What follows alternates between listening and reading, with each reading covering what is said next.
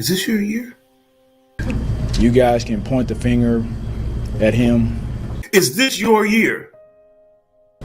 You can talk about the Is it fair? vacation, and if you do that, it's really unfair. Do what you always do. It's really unfair. What about Dak? It's my quarterback. What about Dak? It's my team. How about him? And if you guys do that, man, it's unfair. Another year, same results. Lost as a team. We lost as a team, man. DC failed.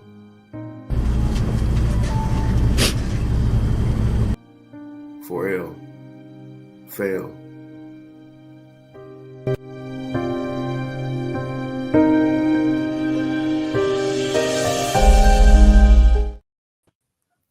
Welcome, everybody, to another episode of Head to Head Sports. I'm your host, Brian Parker, along with my co-host, Mr. Randall Hargrove. What's going on, man? Coming off of a crazy-ass win yesterday.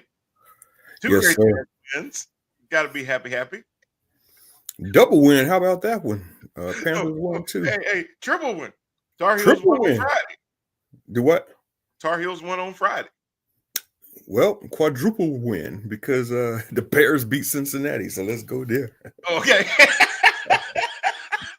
Guess my weekend was good. You had a great weekend. I just one crazy thing after another. I'm serious. It was funny. I was telling my wife on our other show Thursday. I said, I've been the kiss of death this year because whatever I bet, just go the other way and you win millions of dollars. Because this season has been, I don't know if parity is the right word, but the lack of continuity from one week to another week. Like, you can't take what you see one week and carry it over into the next week and say, well, that's certainly how a team is going to perform. Nor can you sit there and just look at teams on a piece of paper and just by historical means or whatever go, okay, that's a sure win. That's a sure win, because we both sat on this show last week. As much as we wanted to say that the Steelers had a chance of beating Indianapolis, it was like, man, ain't no damn way. Oh, it makes sense. Look, we were both saying last week, well, I brought up the fact that the Steelers over the last two previous games had given up over 700 yards through the air. Exactly. With six touchdowns and not nary the interception. And they come into this game facing Indianapolis, who is the number one ranked offense in the league. Make that make sense. It doesn't. That's crazy. This whole season ain't made no damn sense. I look like I can't pick a game to save my life. I'm like, and I'm using like I'm watching the games. I'm watching how these players play. And then the next week I go, wait a minute, who are these guys? Like, what happened? And even with the Steelers, the Steelers, for everything that happened yesterday, the Colts had over 100 and almost 130 more yards, total yards. They had over 150 something more passing yards. They rushed for 17 more yards. They averaged more yards per play. They had more first downs. They were more efficient on third down.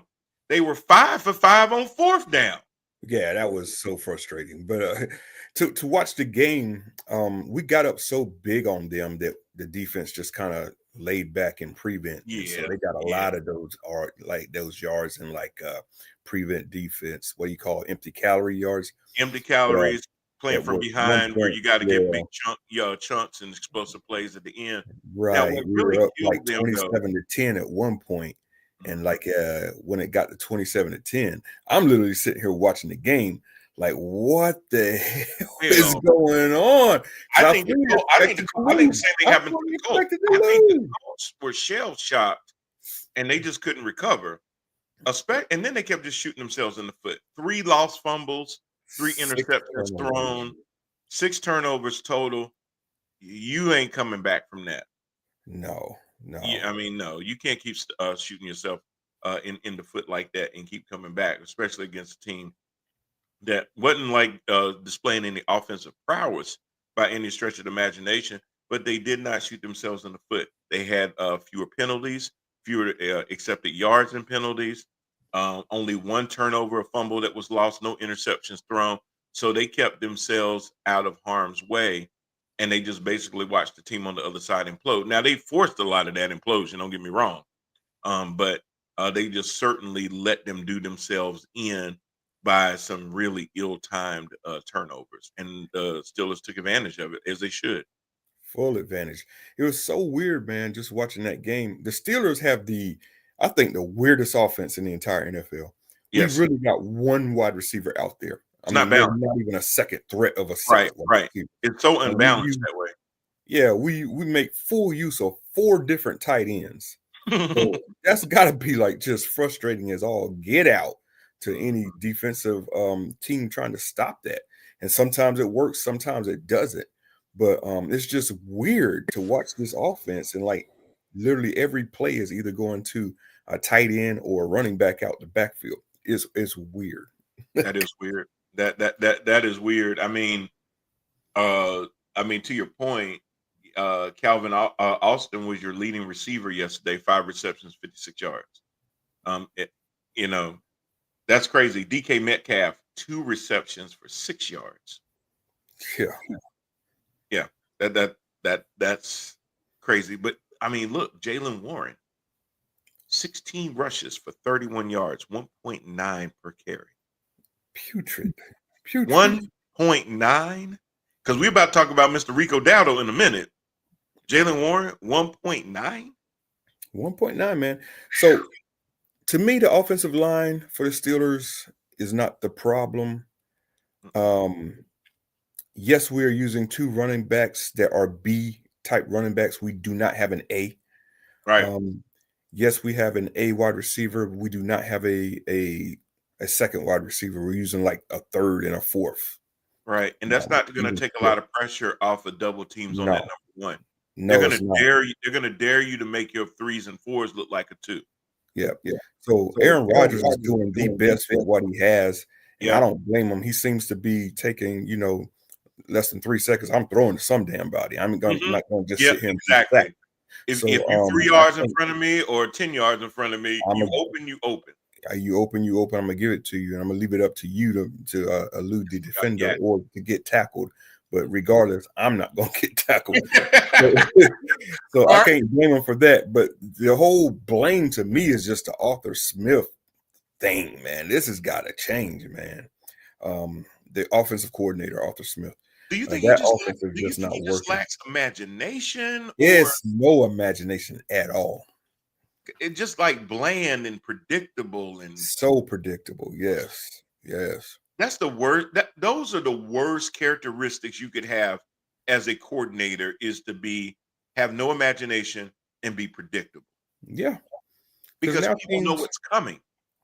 Now teams are doing exactly what you just finished talking about.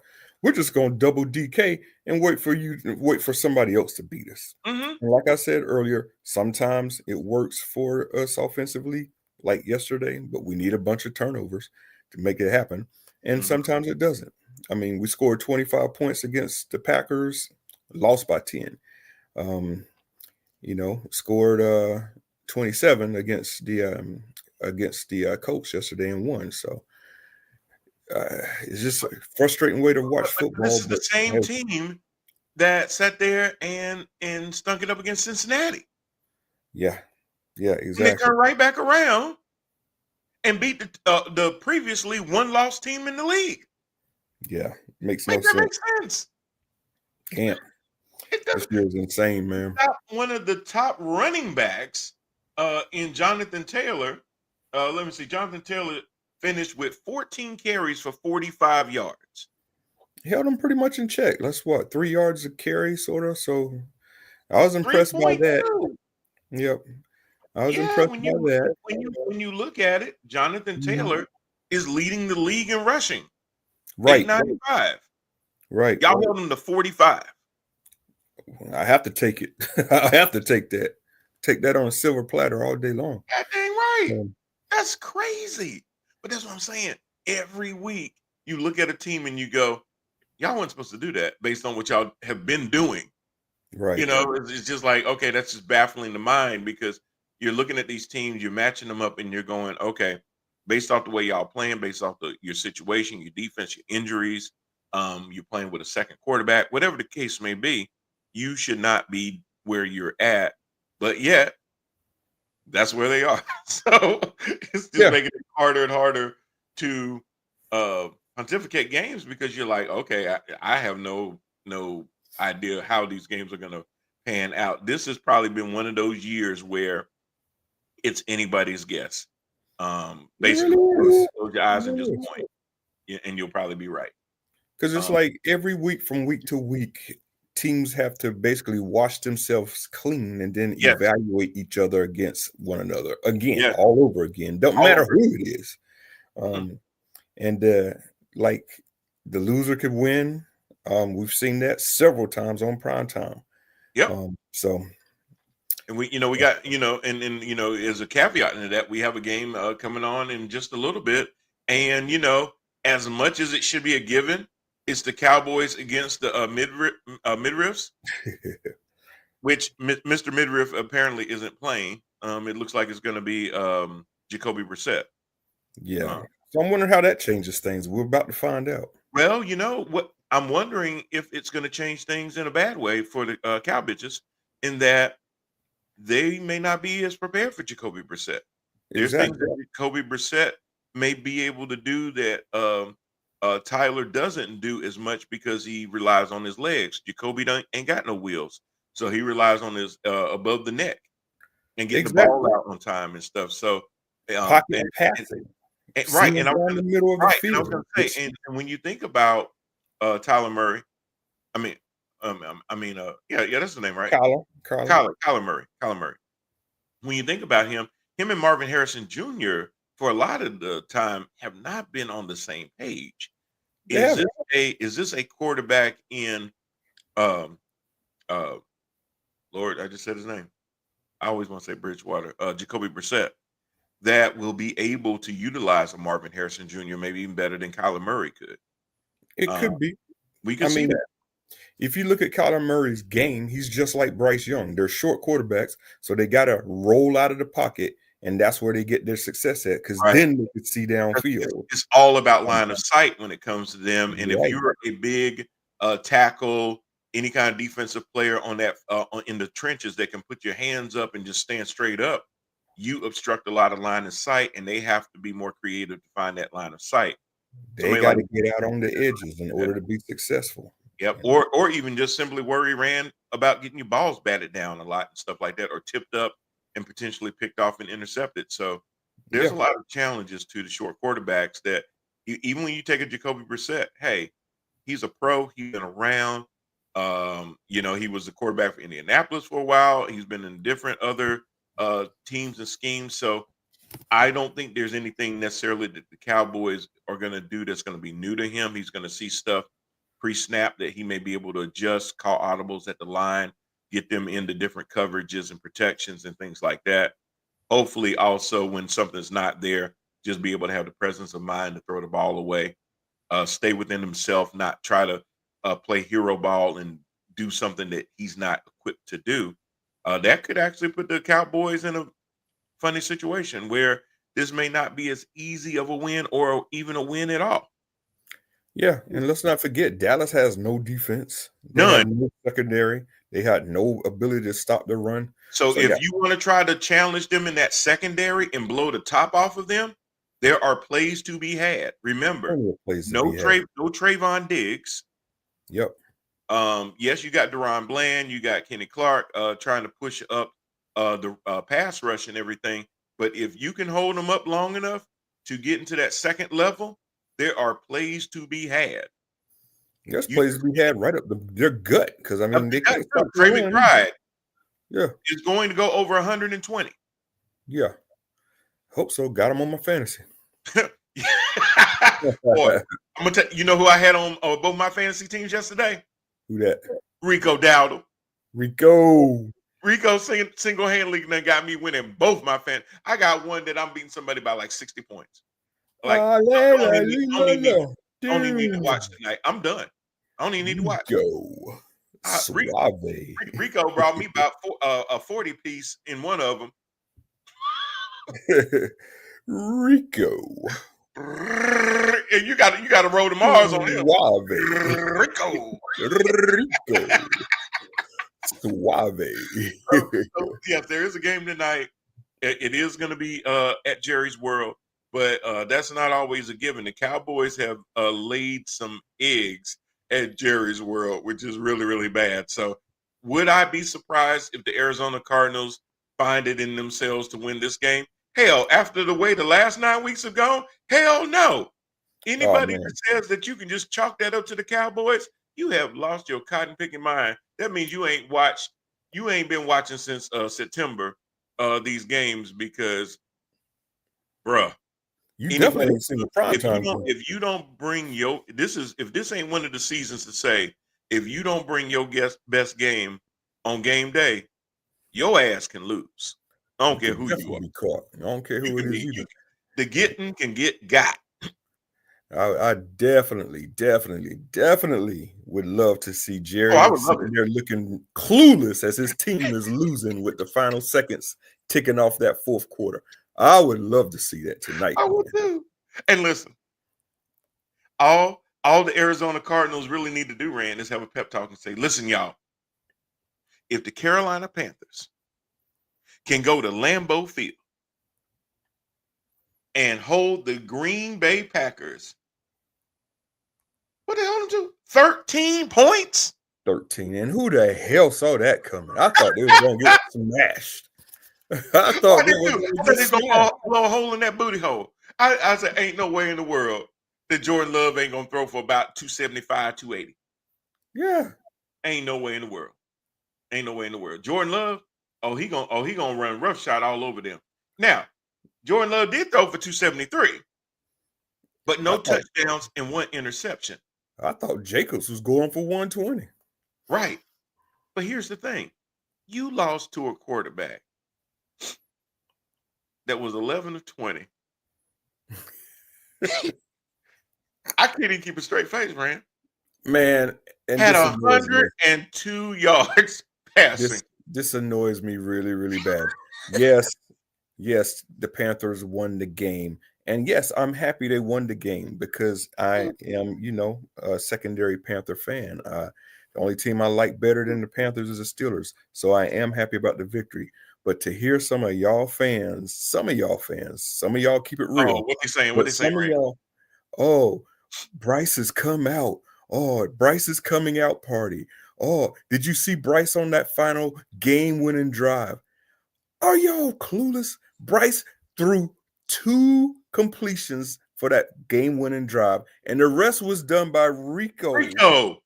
Yes. Rico had more yards on the ground than he had in the air. Thank you. Bryce was 2 out of 4 on the final drive, and they're trying to award this dude, crown him like it was a game-winning drive. Get the entire F up out of here with that, man. Oh, that's insane.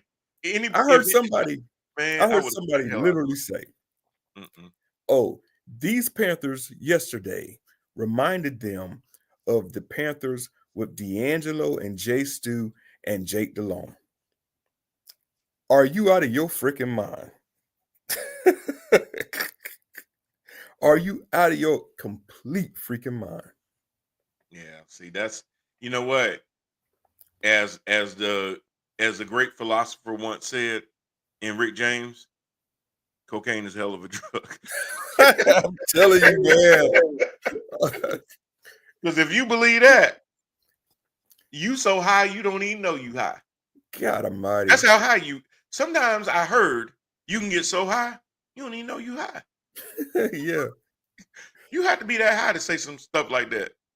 Man, come on, man. What do you think I do? You think I'm just going 11 passes in the entire, connected on 11 passes, only through 20, but connected on 11 of them. Okay, that's over 50% barely. Yeah. but it's 102 yards. But look here, what do you think I would do? Just rub my foot on somebody's couch? Say, I got more sense than that. Oh, hell yeah, I rub my feet on his couch. That's so high that you don't know you high. Right, exactly. Look, y'all, as I've said many of times, my expectations for Bryce Young have changed. I don't expect him to exponentially elevate other players around him.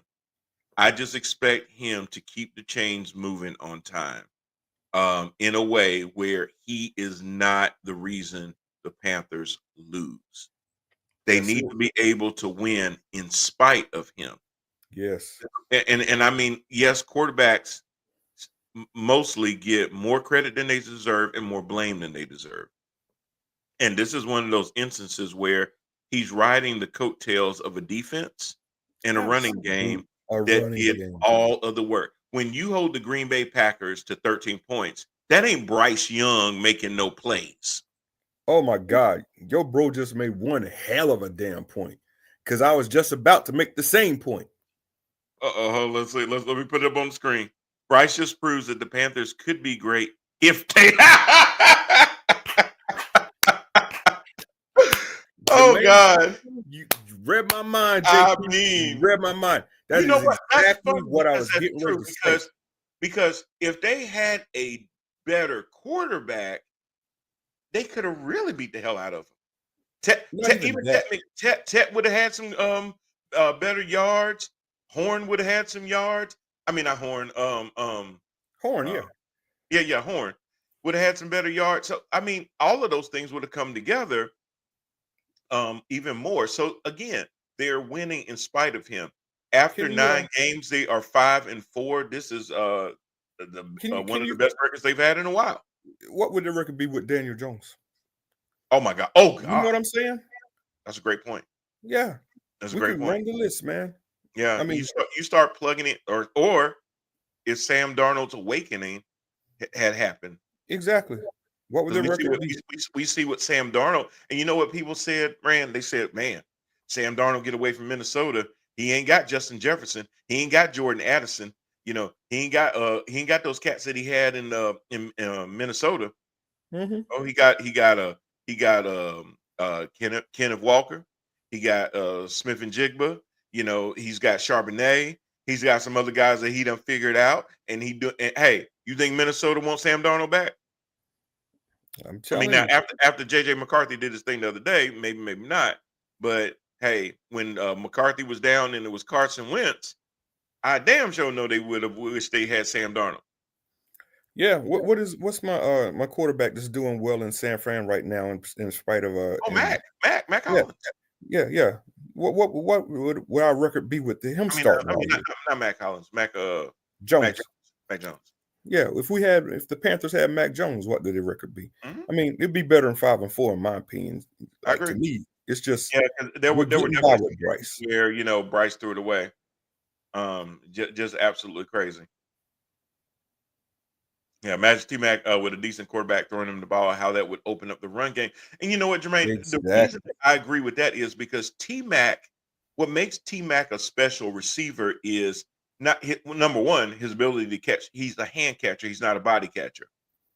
And why that's important is that you catch the ball better like that on the run because then it's yards after the catch. You catch it with your hands, pull it into your body, and proceed after the run. Where with the body catch, you're basically having to absorb it in. And a lot of times you're going to get tackled as soon as you pull it into your body like that.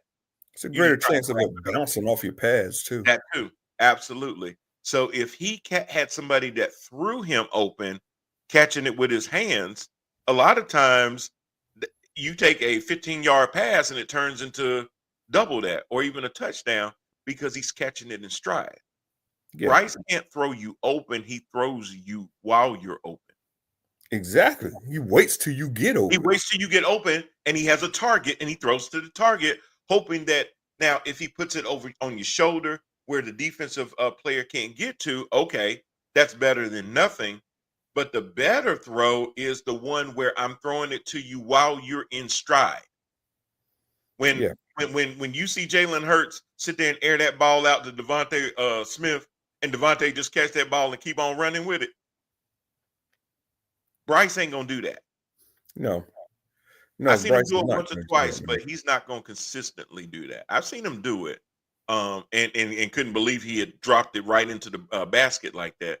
But more times than not, he's not gonna catch a guy in stride. He's gonna catch a guy coming across the middle, in the teeth of a secondary, where the Yeah. guy's gonna get gobbled up as soon as he catches the ball. And that's the thing with Bryce. That's my problem with Bryce is he could do it here and there. He could Yeah. flash a little bit here. He might throw a great pass every half or so. But this league is all about consistency at the quarterback position. You got to be able to put up 250 yards on a regular basis, regular routine basis. This dude ain't put up 200 yards all year long. It's crazy. So Yeah, so nobody is afraid of Bryce Young's no, passing prowess when he's throwing 100 yards in the game. no, he's If not. that ain't the best example that your team won in spite of your quarterback, I don't know what is. He didn't throw no touchdowns. He threw an interception. Your running back Rico Dowdle had 25 carries for 130 yards, 5.2 yards per carry. That's why you won the game, because Rico Dowdle was there to help you lean on your running game and keep the clock moving. Now, they didn't beat Green Bay in time of possession. They lost it by about 20 seconds, so it was basically flat. But what they did was they kept the clock running when they needed it, and forced Green Bay uh, to have to keep trying to catch up or make plays and stuff like that. So that's what they were able to do. Green Bay outgained them by 100 yards total. Of course, because we got Bryce and they have Love. Yeah, 102 yards passing versus 265. Yeah, exactly, man. But we beat them in rushing, 163 to 104, holding their running game. We were talking about Josh Jacobs on the other side, not a bum at all. No, and let me see, Josh Jacobs ended up with how many yards rushing? He probably couldn't rush that many. 87. Ain't bad. not bad. But they had to rely on that. But Jordan Love, 26 of 37, not 20. Jordan connected on more passes than Bryce threw. Exactly right. And at a higher rate. Bryce is barely over 50%. It's like, just drives me crazy because a quarterback wins the game, how some people's view of that quarterback gets tainted. It ain't that way for me, man. Yeah, no, not at all. I mean, Ted McMillan, he had four catches, 46 yards. Leggett had one reception for 22. So out of the 11 passes Bryce Young threw, one of them went for 22 yards, meaning that the other 10 only went for 78. Pathetic. You said that one of the receivers, T-Mac, had 46 yards, right? Mm-hmm. And then I guess the other had 20 yards. Leggett had 22. So, you had Rico Dowdle had two receptions for 11. So that's 3 receptions right there, totaling over 70 yards. And I guess the other 7 receptions only went for 30 some. Yeah. Coker 9, Tremaine 8, Jatavian Sanders 5, Jimmy Horn 1. Putrid. It's a high school quarterback, yo. What are we talking about? If the Panthers give this dude a 5th-year option, I might lose my damn mind, man. Now, but you know what, Brant? We are closer to the end of the season now than the beginning. We're 9 games in. We ain't got but 7 games to go. Yeah. So, yeah, while that may seem a little bit early to start thinking about, that is going to become a question eventually too, is, what you're seeing from this quarterback, and to Jermaine's question about the other point he made about proving that the Panthers could be great if they had a good quarterback. Do you sit there and start looking for that good quarterback? Now, the more you win, it's going to lower your chances of getting a high draft pick next year. But are there going to be others out there that are going to be released from teams where maybe that needs to become a thing. Because the one Definitely. thing that I've said over and over is outside of needing a good starting quarterback, you also need a good backup. Right. Um, and do they address that this year? Does They Bryce Young have stay, to. or do they get a good starting quarterback? And do they look and say, hey, do we get two good guys, let them fight it out to see who's the starter, and then let the other be the backup? They have to do that. To Do me, you? Andy Dalton is washed. You cannot bring Andy Dalton back. You need to find a good young quarterback to compete with Bryce because, I'll take it off the table. Yes, they will probably give him his 5th-year option just to see what the hell he has. Do you, But if do they you extend this dude, I will lose my mind, man. I've seen enough. You don't give this quarterback a long-term extension. What you got in the draft is a backup quarterback. You drafted a backup quarterback number 1 overall. Admit your mistake and try to fix it. Don't dress it up in nice, shiny wrapping and a bow on top to try to tell me that it's acceptable.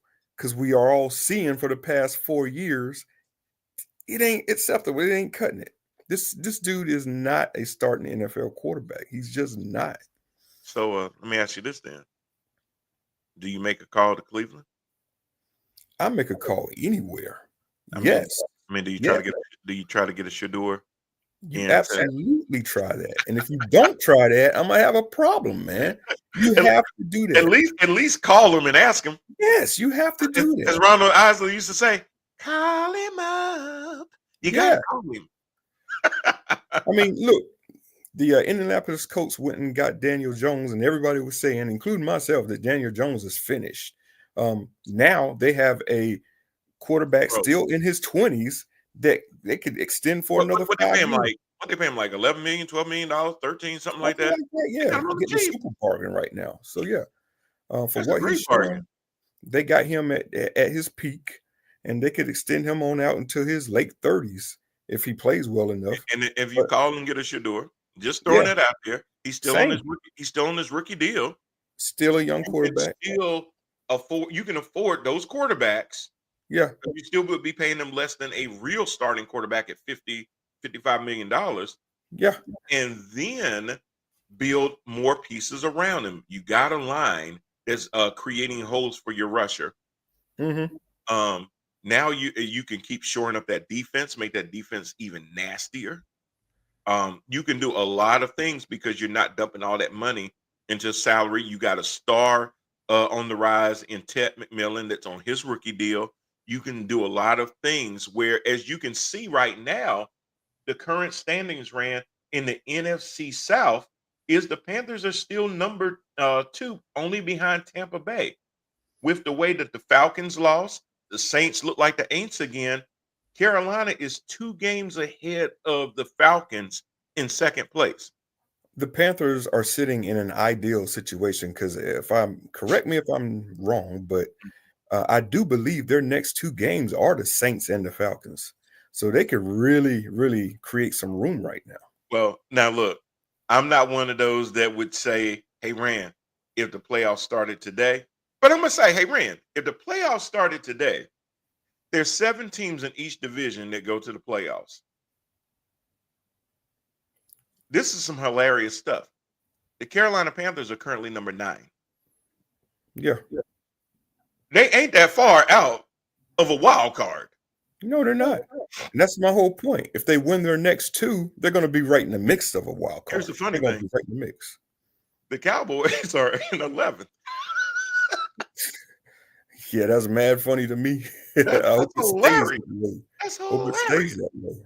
So, and in case anybody's wondering where, who's the top 7 right now, you got your division winners right now. You got your Eagles, Tampa Bay, Seattle, and Green Bay as your top 4. Your current wild card right now, which is crazy to say, are your LA Rams and your San Francisco 49ers. I mean, that NFC West, who would have thunk it? I thought San Francisco was rebuilding. Honestly, I ain't gonna lie. I was wrong about Can't that. lie. I had them right where they at. Yeah, I thought you they'd be did. second. And I was like, I ain't know what you were saying, but yeah, you were right. And then number 7 right now are the Detroit Lions. So you got 2 in from the NFC North. You've got 3 in from the NFC West. Yeah. I thought it was going to be the other way around. That you're going to have 3 in from the West potentially, because I thought Minnesota was going to be up in that mix. And then you've got the NFC East represented by the Eagles, meaning that everybody else in the East, again, like I said at the beginning of the season, if you don't win that division, then you need to be planning for an early vacation. Yeah, because Washington has been such a disappointment. Not necessarily their fault, but Yeah, exactly. goodness, They've man, they've fallen been out. destroyed by So injuries. that's the funny thing when I look at that. And in case anybody's wondering, if you were wondering about the AFC, ran the top 4 teams in the AFC right now are the Colts, the Patriots, the Broncos. That just sounds funny because that would normally be the Bills and the Chiefs. Yeah, And then the Pittsburgh Steelers. yeah.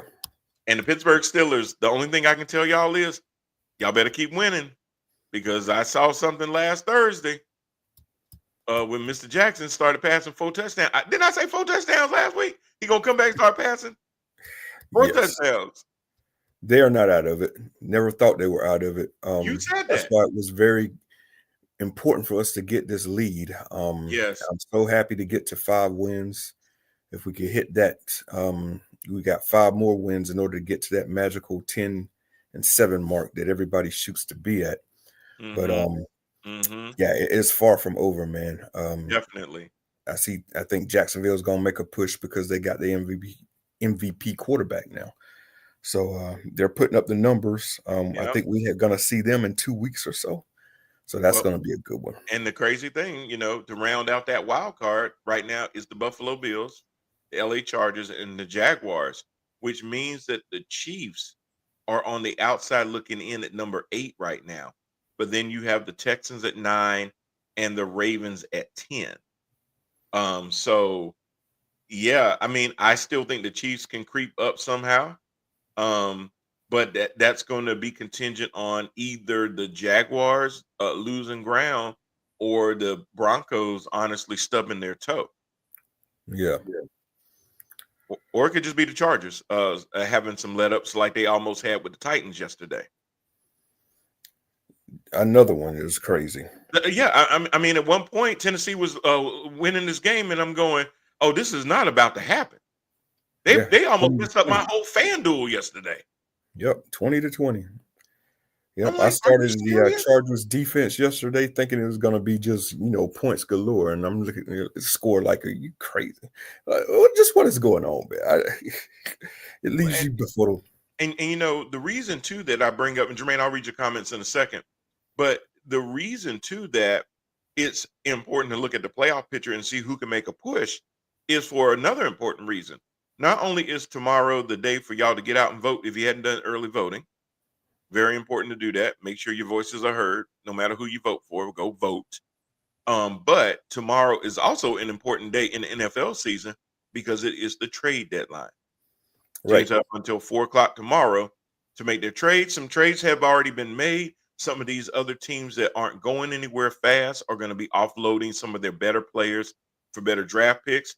Hell, even Howie Roseman sat there and went and got Jair Alexander from the Ravens, which I thought was interesting as a pre-trade deadline move. But I will guarantee that you'll probably see a few more moves between now and 4 p.m. tomorrow. Yeah, the name Breece Hall is out there big time. So you're just going to see where he lands at, or if the Jets just decide to ride it out with him. Hey, I want Howie to do some more magic and bring in like Myles Garrett or Trey Hendrickson. Howie, I know you can find the money in the sofa cushions. Go ahead and do it, bro. Go ahead and do it, bro. Because then ain't no way. Ain't no way. Trey Hendrickson, that will be a straight rescue job because he does not want to be in Cincinnati. Well, and they've made it clear, we gave you this money for this year. It's basically a 1-year contract. We ain't giving you no more. And what they gave him is a reasonable salary. Now, he's going to want, if the Eagles did take him, to sign him and extend him Yeah, to be definitely. able to do it. And that's fair. Trey, you can give me a decent amount of sacks the rest of the season. Yeah, we'll go ahead and do your 3-year deal. Give you about 90 million guaranteed and all that good stuff. We got you. Front loaded, convert a lot of it into signing bonuses so it don't eat up your cap. Mm-hmm.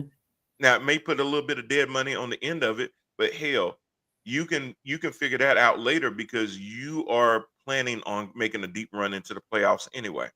So you don't need a whole lot of early draft capital because you're going to be sitting there with you're going to be playing when other people are sitting there sitting on the sofa anyway, hopefully. So do it. Myles Garrett would be even crazier. Man, if they I don't even want to think about, you got Jalen Carter and Myles Garrett out there.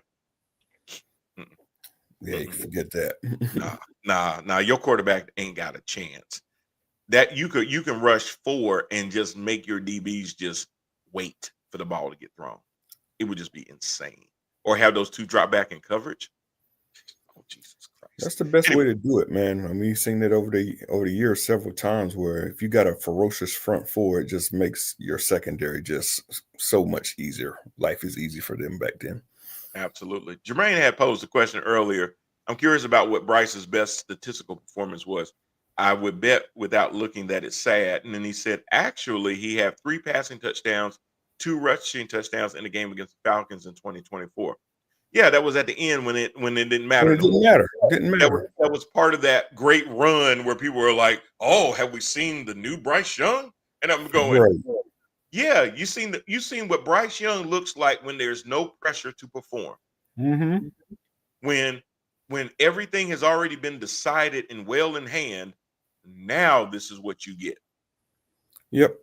He's playing a team in Atlanta that was like ready to get the hell up out of there and go to their offseason. They wasn't Yep. going to the playoffs, so Right. So yeah, they're not gonna rush you. What I'm gonna get hurt for? yeah. Shit. So yeah, I remember that game, Jermaine, and I was looking at it like, okay, where's this been all year? And then I came onto the show and said, well, obviously, when there's no pressure and the spotlights aren't too bright, he seems to perform okay. Mm-hmm. But the problem is that when I need your ass early in the season to sit there and help steer leading the division and getting your players involved and stuff like that, I got to put you on the side of a milk carton. And you supposed to be the number 1 pick. You supposed to be the force multiplier. You ain't multiplied. The only time you can multiply, it seems, is when the test is over. Yeah. They got to hide Bryce behind 2 running backs. I mean, it's evident. Mm-hmm. And that's not what you draft a number 1. And I ain't ready, and I'm not ready to crown Chuba and Rico thunder and lightning yet. Come on. Now, I would love to be able to see what they could do again. And I keep asking for this. I don't know why they just keep alternating series with them. Why can't you put them both out there? The small milk carton. Hilarious, Jermaine. Fucking hilarious. Why can't you just put them out there? Why can't you run a 12 personnel? that chocolate milk they used to serve us in school. Oh, them little small ones. Yeah, absolutely. Absolutely. Yeah, he can't even be a quart. But he has a couple of ounces. I would have loved to see somebody like be a midget and dress up as Bryce Young for Halloween, because that just would have just done it for me. I probably still be laughing. But yeah. Hell, he should just be Bryce should have been a California raisin or something for Halloween, his little ass. But anyway, why can't they run 12 personnel where you have two running backs in the backfield? Again, put Chuba in motion, make him a slot, have Rico out there, have one block for the other one. You can do a lot of different things with 2 running backs out there, especially when they don't know which one gonna get the ball. Mix it up that way. Set up some play action that way, where maybe maybe they got to pause because they don't know if you're going to hand it off, or if you're just setting them out the chip block, then get in space, catch either release passes, or if you're trying now to get it down to the tight end or push the ball down the field. You got to come up with different looks and stuff like that. Just coming out in a shotgun or one running back in the backfield, you got to change it up a little bit, especially when they're not fearful of your quarterback pushing the ball down the field. They're not fearful of your quarterback taking off and running or anything like that. You got to give them different looks. And the strength of your team right now is your running game. Utilize both backs. You don't have to keep alternating them between series to see who got the hot hand. Put them both out there. And even if you got them pre-snap behind the line of scrimmage, doesn't mean that you can't motion one up to the line in pre-snap. So I can't do that. Same thing that I asked for them to do with McCaffrey when they had McCaffrey here. But the difference is that when it was McCaffrey, I was like, okay, if he's going to be the single back, you run a single back, you could still motion him up and then have an empty backfield sometimes and get the ball out quick. That will work a lot of times. I don't know why they won't even try it, but I would definitely use Chuba and Dowdle sometimes at the same time. See what happens. Anywho's, some other games that we have ran. So we talked about the Baltimore Ravens having a pretty good showing against, of course, it was the Miami Dolphins. Didn't know which Dolphins team we were going to get because 1 week the Dolphins looked like total garbage. Then they end up winning the game because just 2 weeks ago, they had a good game. I came on the show last week and said, did the Dolphins do enough to save McDaniel's job? Yeah. Well, now, not only did it it probably hasn't, but the Dolphins went ahead and made a move to get rid of their general manager this past week, a party in the ways. And this had to be kind of bittersweet because that GM had been with the team in total since like 2003 or 2013, something like that. Maybe 2013 in different ways. But he started as a scout and he was the GM. So to just finally part ways, you're not going to be able to bring in another GM that has a coach that he didn't hire. Oh yeah, McDaniel's done. I mean, the writing's on the wall with that. He's the only reason they fired him. By now, the only reason they fired him is because they said, you know what, we gonna just finish the season the way it is. Yeah, but you're done basically when they let the general manager go. You're done. You're done. Yeah, we're going to take our time and do our due diligence to get a good GM in here. And once we have that GM in place and we can hire his guy, draft, that way they can start scouting, get ready for the draft, get their quarterback, your coaching days are done. Absolutely. Yeah. When I heard that announcement, the first thing I said is, "Oh yeah, it's over." Oh yeah, it's done. But they're about to clean house. Because at this point, all you would need a GM at this point for is to make deals for the trade deadline, which is tomorrow, which you're not trying to acquire any players, and you probably ain't got none that anybody want. Yeah. So you don't need your GM really to do anything else between now and the end of the season anyway. So you can go ahead and get rid of him. But if you let your coach go, then you got to figure out, well, who's the interim coach going to be? Mm-hmm. And then he might mess around and have the effect of the interim coaches that come in, galvanize the team, and get a couple of extra wins. They don't want no extra wins. They don't want that. They playing for the draft now. They're about to gut it.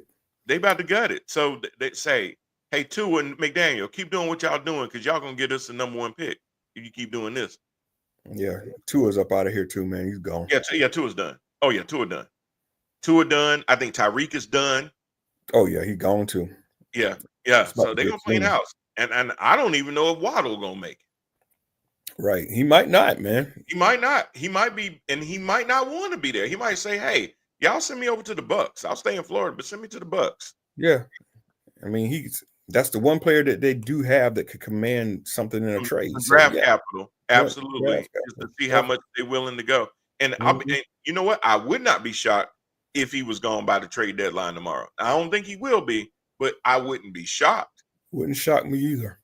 Because there's a lot of teams out there, Pittsburgh, that could use a receiver. Oh, my God, yeah. On the other side of DK Metcalf, and Jalen is big enough and fast enough to pose a threat as a true number 2. That would be amazing. Yeah. Waddle and Metcalf? with Aaron Rodgers. Come on. Shit. Even Fryer Move will be like, please do it. Yes. Because he'll start being, damn, why am I so open? Yes. Because of Waddle. And Metcalf ain't getting double teamed and stuff. Oh, absolutely. Absolutely. So, yeah, I see Miami potentially making moves like that. Again, we brought up the Chargers barely getting past the Titans. The 49ers ended up beating the Giants yesterday, 34-24. Jackson Dart is showing you what a rookie is, has some good moments, but then also can show you some head scratchers as well, which is fine. And even though it won't show this year, Rand, I still think the Giants are putting themselves in a position to make some noise in the years to come. They are, absolutely. I mean, they got their cornerstones in place with that defense. You see what Brian Burns then got rejuvenated, didn't he? Exactly. With and the good thing about this season is they know they got talent. They know that. They got young talent, which is important. Yes. And they're going to continue to get young talent because they're going to have a high draft pick. So they are, and they got a rookie on a rookie deal, and they can continue to build pieces around him. And the Giants got to give themselves some credit. Y'all are doing this now without Scatterboo, Malik Neighbors. Exactly. Man, this is another one of those questions like Jermaine did with the if. If the Giants still had Neighbors, if the Giants still had Scatterboo, they probably could have beaten the 49ers the other day. They would definitely be in second place in my eyes in the NFC East, no doubt. Oh, no doubt. Easily. And the Cowboys definitely would not want to see them at full strength. I will take the Giants full strength against the Cowboys full strength right now. Hell yeah, because Scatterboo running crazy over that defense. Oh my God. Looking for somebody to hit. Looking for him. That dude is insane. So yeah, absolutely. The Vikings got the best of the Lions yesterday. I did not see that one coming. But JJ McCarthy actually played a hell of a game. I mean, he only had 143 yards passing. But he had a rushing touchdown. He ran 9 times for 12 yards, not a whole lot, but he was very competent back there. 2 touchdowns, 1 pick. They also leaned on their running game, Aaron Jones and Jordan Mason going over 100 yards. Then you added in Jordan Addison throwing in a couple more yards too. So they were very, very good as well. Justin Jefferson is a beast. He only had 6 receptions for 47 yards and a touchdown. But you have to account for that dude anytime you play them. Jared Goff was just not otherworldly, but he put up a lot of stats and it didn't even matter. 25 of 37, 284, 2 touchdowns, no picks. I do not understand what happened in that game. I really have to go and watch the highlights or something because I'm like, how in the hell? Looking at this game statistically, it's like the Lions ran all over them. I mean, they did. They outgained them in yards. He had 9 receptions. Laporta, almost the same thing. Laporta was killing him. Yeah, it's like, how in the hell did y'all lose? Minnesota got an early lead, and then they were playing from behind, and then that's really just they stubbed their toe early. They couldn't a lot of 3 and outs, could not move the ball for a while, and Minnesota just kept taking advantage of it. Minnesota got some short fields on them. Some turnover, interception, and they spent the rest of the game just trying to catch up. But you're absolutely right. From a standpoint, Detroit controlled time of possession. Minnesota threw the pick. I'm sorry, Detroit did not throw a pick. But Detroit had more penalty yardage. A lot of times that sets you back because you can be in a second and short. Now you're in a second and long. A lot of pre-snap penalties came their way. And Minnesota just took advantage of it. They didn't do a lot to hurt themselves. They just let Detroit hurt themselves more. And in Detroit, which is crazy. I didn't see that coming. I told it that messed up my FanDuel. I thought Tennessee and the Chargers were going to do it, and it ended up being the Minnesota game. Yeah. That's how I judge stuff now, is how it affected my FanDuel, just by the way. Someone told me just to stay away from the pool this particular week. I've been killing it But something told me don't do it this past week, and I'm so glad that I didn't because Man, because it's just been crazy. Then you look at another game that I didn't see as being a challenge. The Patriots almost lost to the Falcons. Right. 24-23. Then you got the Broncos that barely got past the Texans, even after C.J. Stroud got knocked the hell out the game. And boy, did he ever. Davis Mills had to come in for him. So, then you sit there and you talk about Bo Nix and how he's been doing better and stuff like that. They put up 18 points against the Texans, and the Texans ain't been able to stop a cold or nosebleed. So that was an interesting one to look at. It was just a weird day. And then a weirder day is you see a score 47-42 and realize that it was the Bears and the Bengals. That was insane, man. It's like, where did that come? And they kept going back and forth. Yeah. That was the fourth quarter of that game was like insane. I thought the Bengals had won. Oh my God. Did you see that? Caleb Williams, 50 seconds to go. Yeah. Caleb Williams sits there, passes the ball in the middle of the field. I'm like, oh no, you're going to eat up the clock. That's dumb as hell. Dude sheds the tackle, breaks another tackle, and runs all the way to the end zone. And I'm like, all they needed was a field goal, and they ended up going house. And if he had went down right there, that was the field goal. Yeah. And maybe that's why Caleb threw it right there, because he was just like, okay, I'm going to get the field goal range. I'm going to throw it right there. We run the clock down, call the timeout, kick it, win a field goal. I'm sure that's what he was thinking. Oh, dude said, no. I'm going to need that end zone. He said, dinner for 7, please. So he ran it on in there. Yeah, props to the Cincinnati safety. Appreciate it, brother. So the Bears are now 5-3. The Bungles are now 3-6. But I got to give some credit, because even my wife was like, Aaron Rodgers still playing? I'm like, yep. I said, but hell, Joe Flacco is still playing. Ran. Now, we just got through talking about Bryce Young being 20-something years old. Went 11 for 20 for 102 yards. Joe Flacco is 97 years old. Went 31 of 47. Listen to this, Ram. 470 mother effing yards. Insane.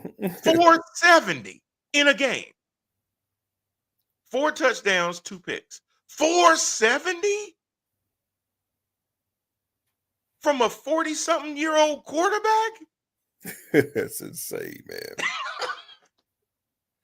I mean, look, I know they lost the game, but I got to give Joe Flacco his flowers. Damn, bro. Come to Carolina. Get back up. Shit. I mean, please. We talking about how Andy Dalton done lost a step. Ain't no way in hell I'm ever going to read a stat where Bryce Young got knocked out of a game early and Andy Dalton came in and passed for 470 yards. No. It ain't going to happen. 470 sounds about what Bryce does in 4 games. In 4 games, maybe. You said maybe. Maybe. It might take 5 or 6 is last. You never know. Oh, my God. But, yeah, that's crazy. And to throw 47 times. That's 2.5 games for Bryce. He threw 20. You got an older quarterback, can't move, and is just slinging the ball all the way around. And T. Higgins was having a game. 121 yards off of 7 receptions. Jamar Chase, 111 yards off 6 receptions. Just crazy nasty. I mean, everybody was eating. Everybody was eating. He had other receivers over 50 yards receiving after throwing those two 232 yards combined. It's just crazy. Joe Flacco. Done found the fountain of youth. Good Lord Almighty. He probably looked at Cleveland and said, appreciate that. Good looking out. Yeah. But I know the Browns just have to be scratching their head. Still call me about that masseuse girl, though. I really liked her. It's like, how many times the Browns got to go through this? First of all, they released Baker, and Baker just goes to, finds new life in Tampa. And now, same thing is happening, not even like weeks later with Joe Flacco. They released him. He wasn't doing nothing in Cleveland. and now he's found his fountain of youth in Cincinnati. He's just going off. Right. It's like Cleveland just can't win. They can't win. He just can't close it out. I mean, it was a shootout. But what have we always known about Cincinnati is that no matter how good their offense was, their defense was just terrible. So if now that you're 3-6, Cincy, you have no shot at getting to the playoffs. I mean, you'd have to win out. I mean, we're talking about 9 games. You would literally have to win the next 8 games to be 11-6. Not gonna happen. It ain't gonna happen. Start getting rid of players like a Hendrickson. You don't need him no more. It don't matter how many more sacks he give you this year. You ain't winning. Nope. And you ain't going nowhere. So and that relationship is tainted. So it's tainted, and he already looking at y'all side-eyed anyway. So yeah, you know, I'm with you right now till I get my tax check. But once I get my tax check, you gonna come home and all my stuff gonna be out the closets. Not that I ever done that, y'all, but I'm just saying I've heard of bad relationships like that where they leave once they get that tax check. I just saw your brother's comment. Yeah. Benjamin Franklin was Joe Flacco's running back in high school. Damn. Could have been. Did Flacco sign the Declaration of Independence? He probably was there, so somewhere around there, you know. He painted the picture.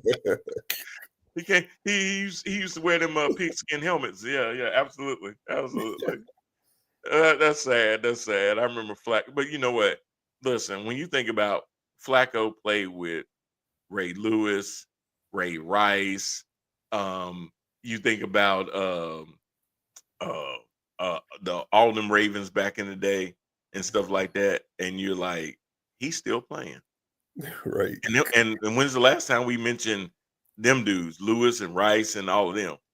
Been quite a few years. Yeah, and he's still playing, so that's hilarious. He crossed the Delaware, Jermaine. Okay.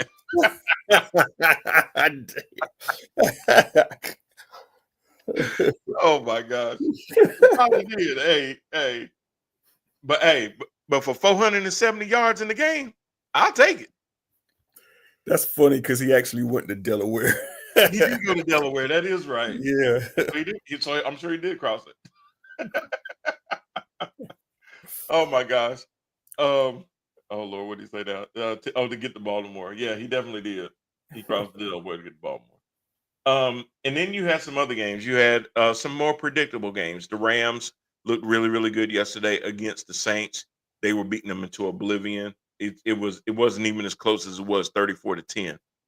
They really took hold. Talking about another older quarterback ran, before the season started, people were so worried about Matthew Stafford because he had very little reps in OTAs and in training camp with his receivers, just wondering how he was going to be able to bond with new receivers like Devontae Adams, who had just gotten there after they let Cooper Kupp go.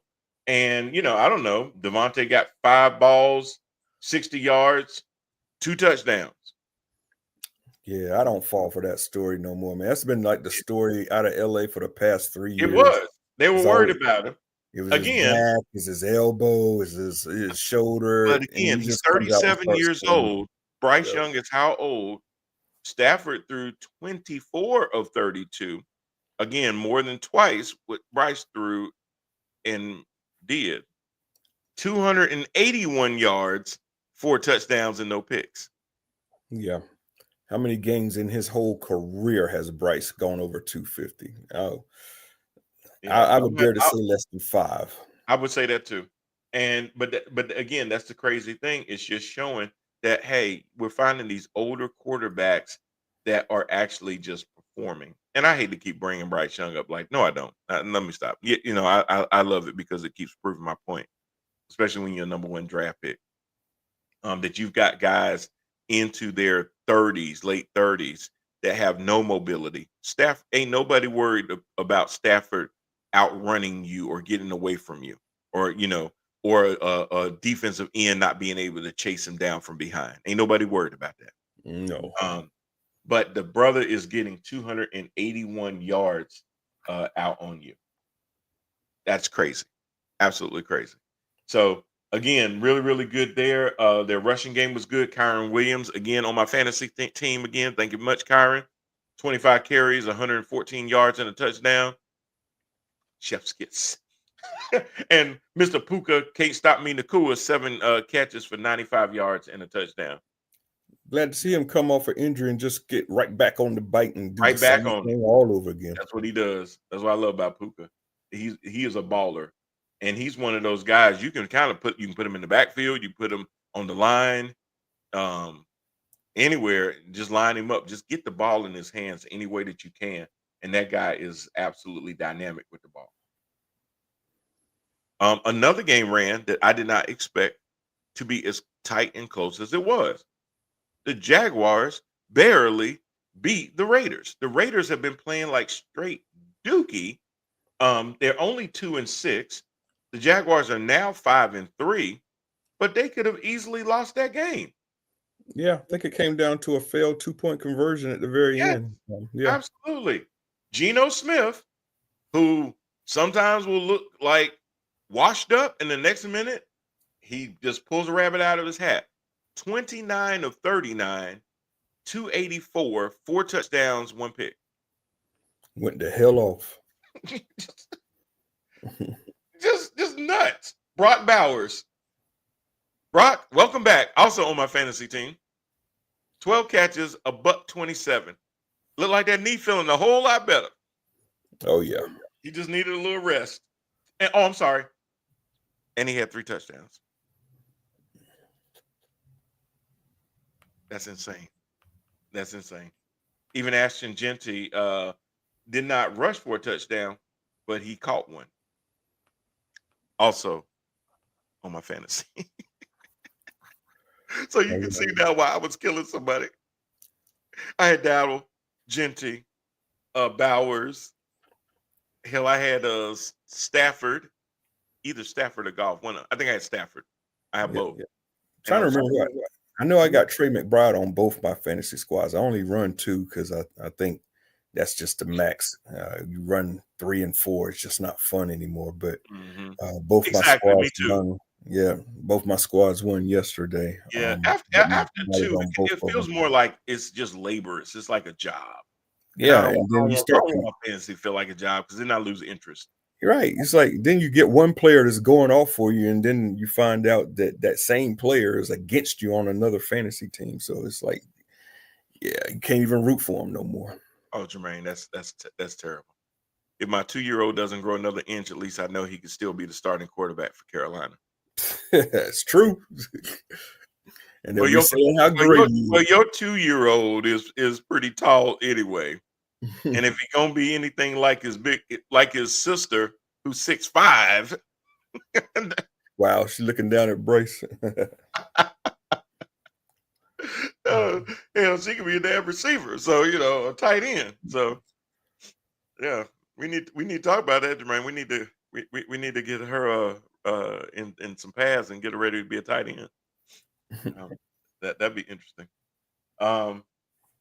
But yeah, so again, I did not expect that game to go down to the wire too. So if somebody had asked me, and I'm sure I said the week before that was just going to be an easy game for them to pull off the Jaguars, and it ended up being a really contended game. I think the biggest game yesterday was a 4:00 game, 4:25 game, where the Chiefs went to Buffalo to face the Bills. And I think you said the Bills were going to win that game. Yeah, I just felt they would. And I said the Chiefs are going to win it because it seemed like for whatever reason that no matter how much the Bills should beat the Chiefs, they never do. But this time they actually did. But it got closer than it really should have been because at halftime it was 21-13. And I think the Chiefs kind of made it more interesting at the end when they scored a touchdown. The Bills did not score any touchdowns in the fourth quarter, and it looked like maybe the Chiefs had one more drive in them, and they just didn't. Oh, and yeah.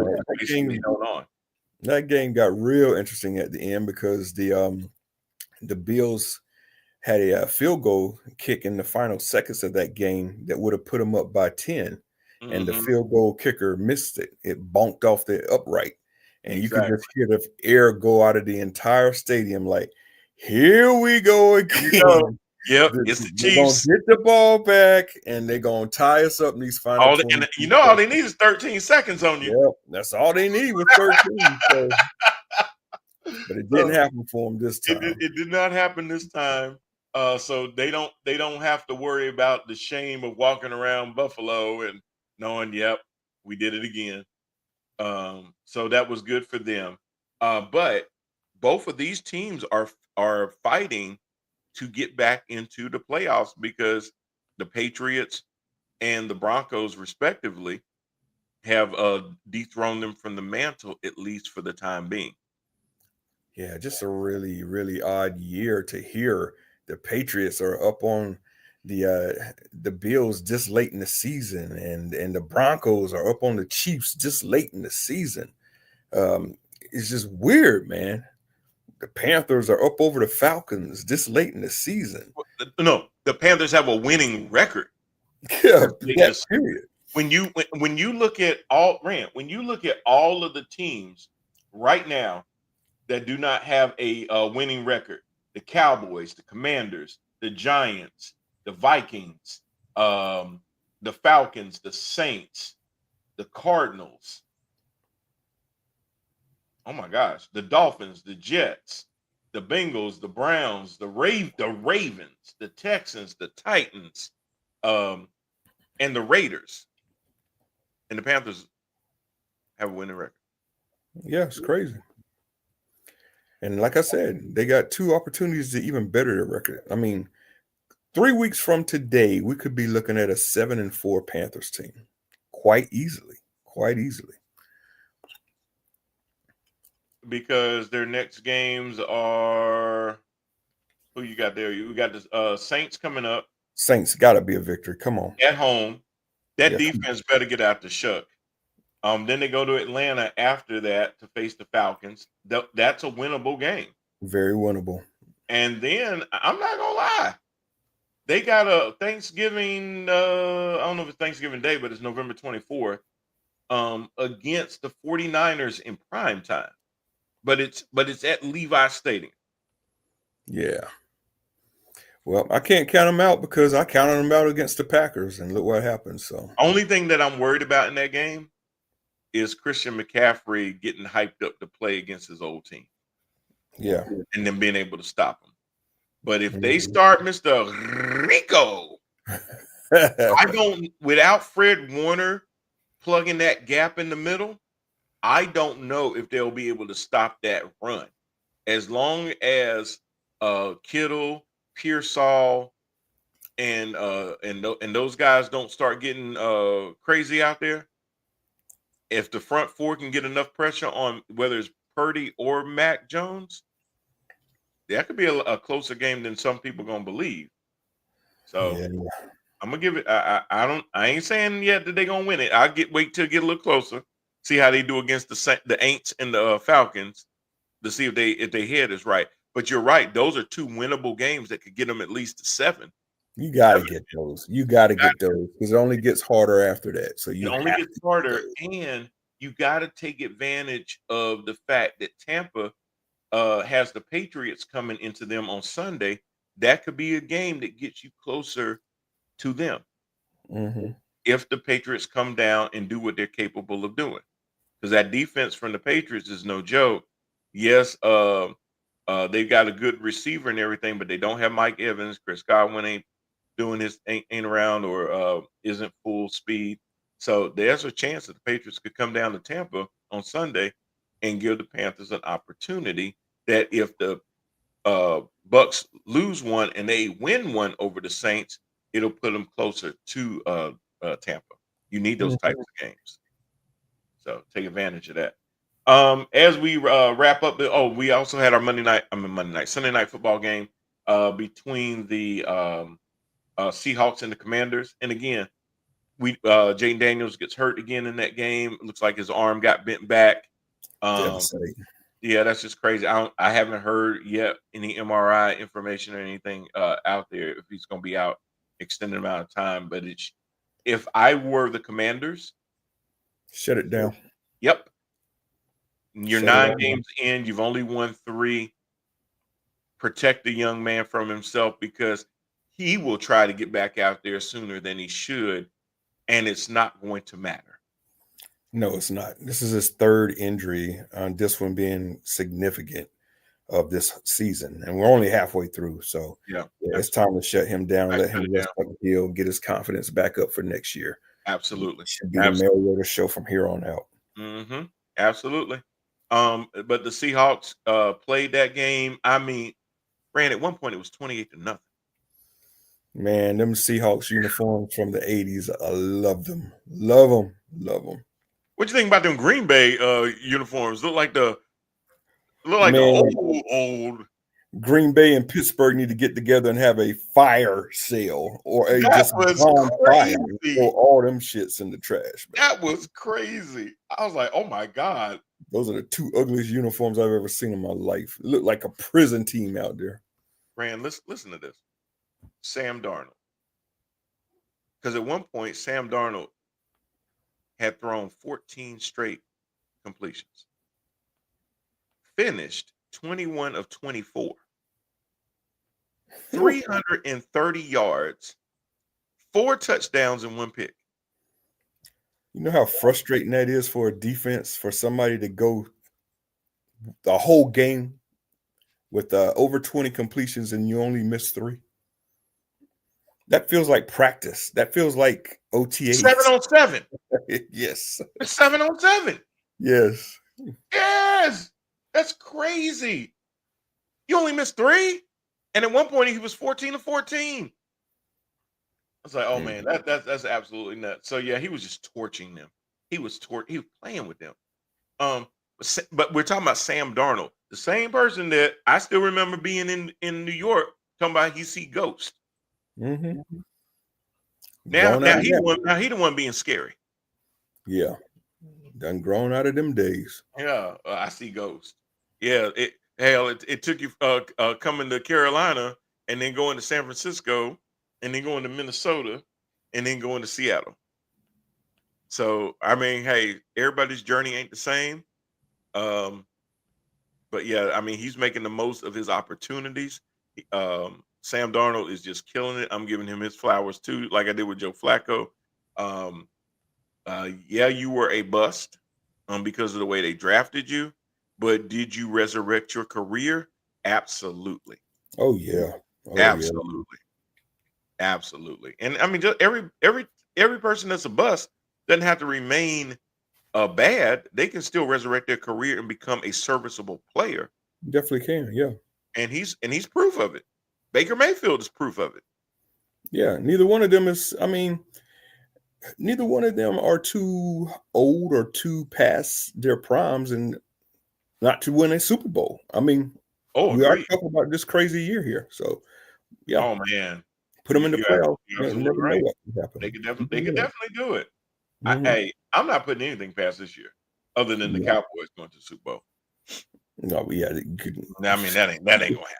That ain't gonna happen. I'm sitting here watching that game right now. They went all the way down the field. Looks like they went for it on 4th down and got stopped inside the 5. Of course they did. Of course they did. But you know this are you though. Oh yeah. Every year's that year. I can't wait till they mathematically eliminate it. So, but yeah, it's crazy. So we got some games coming up this week. I know you're going to be looking out for your Steelers. They have a Sunday night game against the Chargers, and they have to go to L.A. face them. Yeah. How you see that? How you see that working out? Man, I have no idea what to expect. I don't have any idea what to expect. That Steeler defense, if they play like that again against the Chargers, it's a winnable game. But if the defense doesn't travel and they show up like they showed up against Cincinnati, they're going to get their tails whooped. Yeah. I'm not really afraid of the weapons that the Chargers have. Me either. Hampton's gone, injury. Najee Harris has been gone from injury, so they are handing the ball off to some guy named Vital. He doesn't have a whole lot of experience, but he seems to be okay. So I'm not scared of their run game. I'm not really fearing their pass game, even though we Either. all know how great that their quarterback is. He doesn't have a whole lot of weapons to throw it to. So if the Steelers could play turnover-free ball and just at least look suitable defensively, they got a shot. They got a shot. Well, it's funny because here's a fan base, a combination of fan bases that I did not believe would be rooting for your Steelers. And that's going to be your Steelers fans and also Chiefs fans. Oh, yeah. Because if the Chargers start to slip, the Chiefs will be on the rise. That could make it really, really interesting down the wire. Every game that the Chargers play from here on out needs to be looked at as a playoff game. Yep. And we all know Kansas City has the ability to turn it on at the end of the season. They always do. They absolutely do. And that's why they're going to need to keep continuing to stack up wins. But at the same time, the Steelers have to look at it that way too and say, you know what? The Ravens are not as far away as people would think. The Ravens will have to go into Minnesota.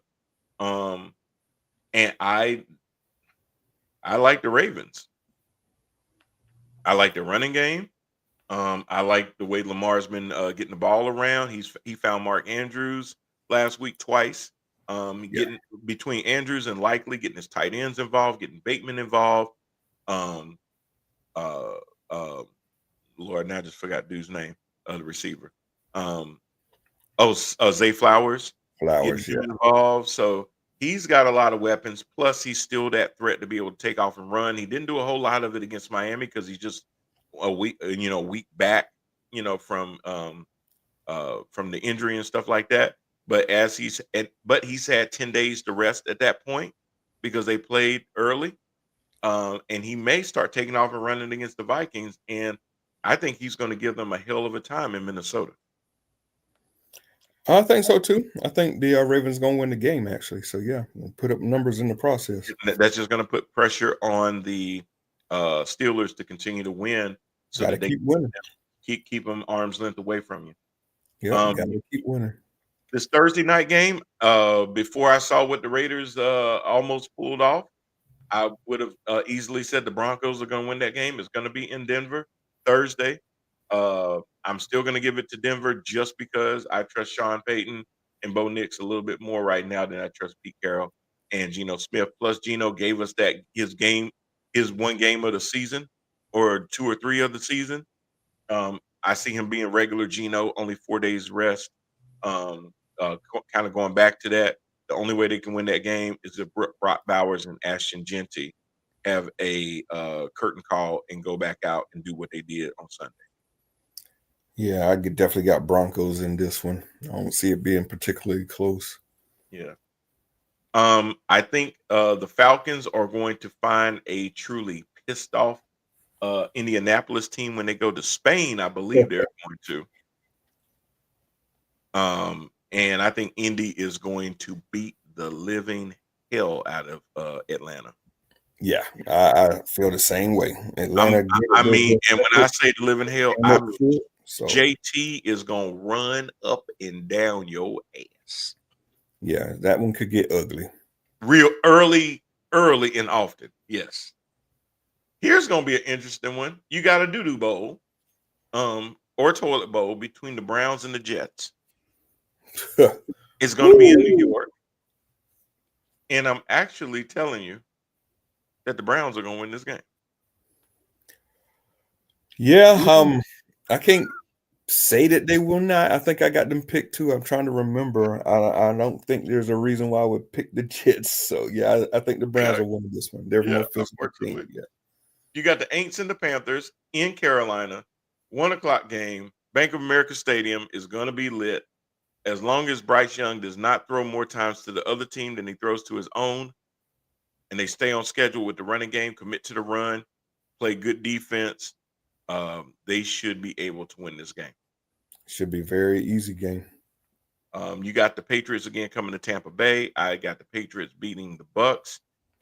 Drake May had a so-so game in his last game, and I kind of think he's going to look to rebound against Tampa.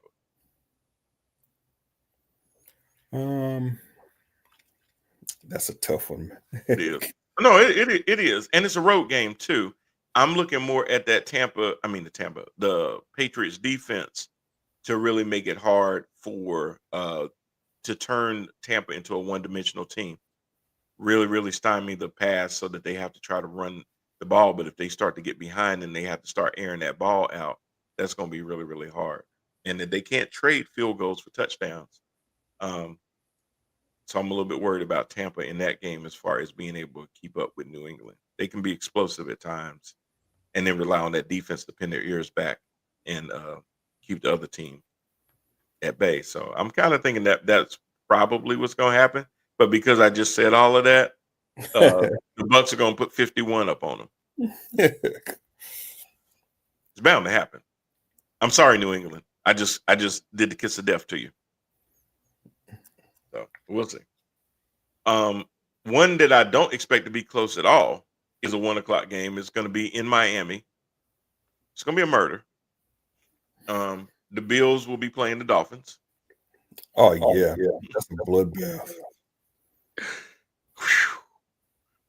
You know, after this game, the owner might just say, "F it, McDaniel, you're done." He might just go ahead, depending on how bad they get beat. He might just go ahead and do it. Say, you know what? I don't care if Jermaine's 2-year-old is the coach for the next couple of games. Just do it. Just whatever. You got the Giants going to Chicago to play the Bears. Ram. I think this will be a closer game than people expect. But I actually, you know what? Now that I think about it, I'm gonna get the Giants that one. Mm-hmm. I'm gonna go Bears just because they fired up right now. I agree, but fired up Bears tells me they can be let down. That's why I changed my mind, because I'm like, you know what? The Giants are dangerous because they have nothing to play for. The Bears have pressure of continuing so that they can try to play into something. The Giants' visions of playoffs are far and few removed. So I think this could be one of those trap games for the Bears where they have a letdown after that big of a win. That was a big emotional win. They weren't supposed to win the game. That wasn't supposed to happen like that. So I can see a letdown with that. You got the Jaguars playing the Texans, ran in Houston. CJ Stroud, most likely in concussion protocol, may not even be starting this game if he can't clear the protocol. I just see the Jags being more of the dominant, well put together team, and being able to maintain. The Texans, they can have a decent running game with Marks and Chubb, but Davis Mills is not going to be your answer at quarterback, even though he has put up some decent games in the past. I think the Jaguars, if they play the way that they're capable of playing, should be able to take care of them. Yeah, Jags will take out their long neck foes in the Texans. Exactly. You got the Cardinals and the Seahawks going to Seattle. The Midrifts, I don't know if they're going to have Kyler back by then, but it won't even matter. Sam Darnold is going to torch them like he's smoking a bong. You got the Lions coming to D.C. to face the Commanders. No Jaden Daniels, no chance. Jared Goff going to want to get that bad taste out of his mouth losing to Minnesota like that, and probably going to put up 300 on them. Same. Yeah. Lions all day. Lions all day. Then you got the Rams and the Niners, a nice 4:00 game.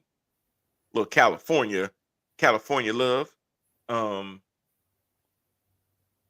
I want to believe the Rams are just going to beat the brakes off of the 49ers, but this game normally has nothing to do with whose record is what, and actually their records are the same. Yeah. I'm going to go Rams on this one, but barely. Same. Even though it's in San Francisco, I'm going to give it to the Rams too. We already talked about your Steelers and Chargers, and then next week's Monday Night Football game, oh my God, it's my Eagles against those Packers in Green Bay at Lambeau Field. I'm not being a homer. I'm just going to say, fly, Eagles, fly. Yeah, this is the one time I got to go against your boys. I think the pack is going to be pretty fired up about what happened. I believe it too. Now, would I be surprised if the Eagles lost? No, not at all. I mean, they're the Eagles. If they're playing on all cylinders, Saquon could have one of his better games. Jalen and Devontae, I don't know what's going on with him and AJ, but him and Devontae have been on the same page. Him, Devontae, and Goddard have really been on the same page. As far as when he looks to push the ball down the field, for some reason, Devontae is always where he needs to be. He can't find AJ Brown to save his life, but he can find Devontae Smith. He can find Dallas Goddard. Yeah, Brown's out right now. Hopefully they'll have him back for that game, but who knows? Yeah, he was out the last one, but yeah. Hamstring, so that's gonna hurt. Yeah, exactly. So we'll see, but I think they got a good shot at it. We will know next week as we start the show. It's an 8:15 game, so we will see. But that's all of our roundup this week, everybody. We got currently got the Cow Bitches in the midriffs playing, so y'all go on. 3-0. Oh, they up 3-0. Yep. I'll see. Cowboys, it's over. Yep, 3-0. It's already over. I mean, damn, ain't but 3 minutes left in the first quarter. Y'all ain't scored yet. Nope. And the thing about it is Brissett is standing in the pocket and he's making all of these passes deep down the field. He's looking great. Already, Brissett, 5 for 10, 51 yards. He's got half of what Bryce had in a whole game right now. But y'all won't tell me how Bryce won that game. Y'all gonna be like, oh yeah, he MVP. Go ahead. Yeah, get the hell up out of here, yo. For real. Stop it. Oh Lord. Anyway, I could go all night on Bryce. Anyway, but I won't. Thank y'all so much for joining us for another episode of Great Show again. Thanks, Jermaine. Appreciate you. We will see y'all again same time next week. Remember, if you are betting and gambling, bet with your mind, not with your heart. And also, y'all, as a point of personal privilege too, y'all make sure that you check my man Rand and his group Kendrick Cole out. Just make sure that you go over to Instagram and pull up at Kendrick Cole to see when their next performances are going to be. Definitely something that you want to check out. Private party in Greensboro coming up next. For those in the Greensboro area, can come check out the Colt. Oh, nice. Okay. See, look, they're traveling, y'all. Yeah. Hey, call them for special events and stuff too. I hear they do that stuff too. So, all right. Let them know. Make them an offer. Steelers tickets are real good. So, yep. Anyway, we're going to get up out of here, y'all. But we will see y'all again next week. Y'all take care. Peace out.